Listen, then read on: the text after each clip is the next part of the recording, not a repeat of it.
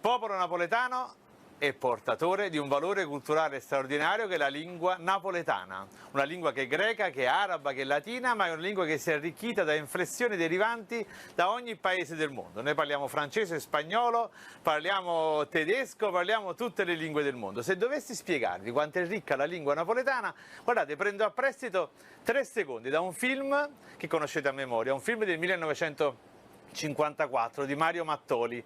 Mattoli quell'anno fece 3 film, tutti e 3 con Totò. Il turco napoletano, Il medico dei pazzi, Miseria e nobiltà. C'è la scena madre di Miseria e nobiltà che è una lezione di lingua napoletana.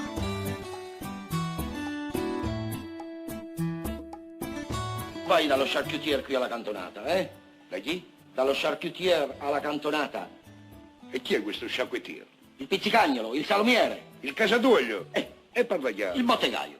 Totò nella scena utilizza 3 termini che sono tutta la ricchezza della lingua napoletana, 3 sinonimi della parola salumiere: charcutier, pizzicagnolo e casaduoglio. Bene, charcutier è un francesismo. Fin dal 600 è nobile a Napoli parlare francese, mangiare francese, vestire alla francese. Solo sapete una cosa, charcutier in francese significa letteralmente charcutier, carne cotta, solo che detto in francese è nobile, charcutier, charcuterie. Detto in napoletano, o carne cottora, diventa subito invece volgare. La seconda parola invece è uno spagnolismo, pizzicagnolo, deriva da pizzicar, questa abitudine che hanno gli spagnoli di mangiare questi bocconcini pronti, pizzican, ecco diremmo oggi le tapas. Però pensate che ricchezza, Totò mette insieme 2 parole, una a fianco all'altra, 2 lingue diverse, una francese e una spagnola.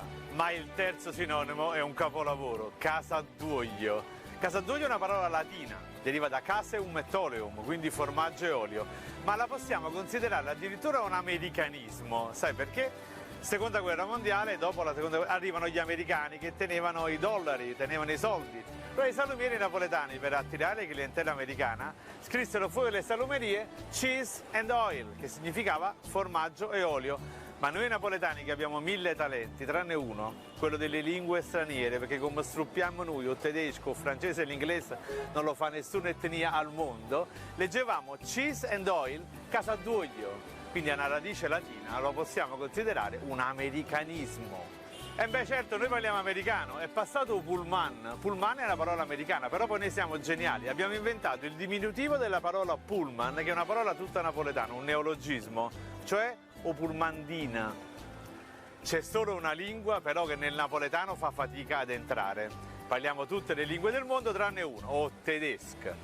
Beh, questa circostanza in realtà è singolare, che dovete sapere che i re Borbone, che hanno dominato il regno di Napoli fino all'unità d'Italia, hanno sempre sposato moglie tedesche. Carlo di Borbone sposò Maria Amalia di Sassonia, Ferdinando Borbone, il re Nasone, suo figlio, sposò Maria Carolina d'Austria, Ferdinando II, quello grosso, quello delle tecnologie, sposò Maria Teresa d'Austria. L'ultimo re di Napoli, Francesco II, quello che passa alla storia col nomignolo di Francischiello, nomignolo che odio, però così lo ricordano tutti, sposò Maria Sofia di Wittelbach, che era niente proprio di meno, che la sorella della principessa Sissi. Ora voi direte, con tutte queste regine tedesche, possibile che non teniamo parole tedesche?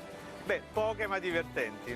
Una per esempio è Spaß, in tedesco Spaß significa divertimento, in napoletano Spaß è divertimento.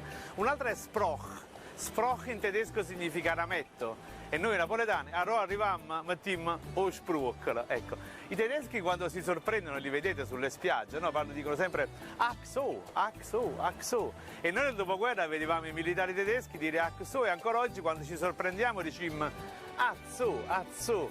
Ma la parola più divertente che dal tedesco è quella che descrive, con decenza parlando, il peto silenzioso, la scoreggia silenziosa, che in napoletano, come sapete, è detta loffa. Bene, loffa è dal tedesco Luft, che significa aria.